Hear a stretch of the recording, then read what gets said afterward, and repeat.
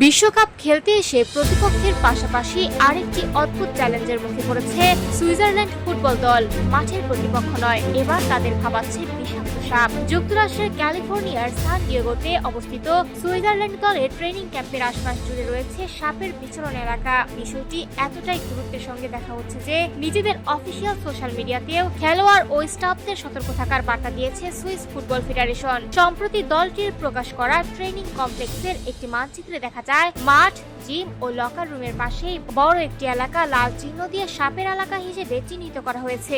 এমনকি গত শুক্রবার তাদের একটি পোস্টের ক্যাপশনও ছিল সাপ থেকে সাবধান। সান ডিয়েগো অঞ্চলে বিভিন্ন প্রজাতির সাপের বসবাস রয়েছে। স্থানীয় ন্যাচারাল হিস্ট্রি মিউজিয়ামের তথ্য অনুযায়ী পুরো কাউন্টি জুড়ে রয়েছে ডজন খানেক প্রজাতির সাপ। এর মধ্যে সবচেয়ে বেশি উদ্বেগের কারণ বিষাক্ত র্যাটল স্নেক, যেগুলো প্রায় খোলা জায়গা কিংবা ঝোপঝাড়ে দেখা যায়। গ্রুপ পর্বের খেলা শেষ না হওয়া পর্যন্ত এই ট্রেনিং সেন্টারেই অবস্থান করবে সুইজারল্যান্ড দল। ফলে প্রতিদিনের অনুশীলনে বাড়তি সতর্কতা অবলম্বন করতে হচ্ছে খেলোয়াড় ও কোচিং স্টাফদের।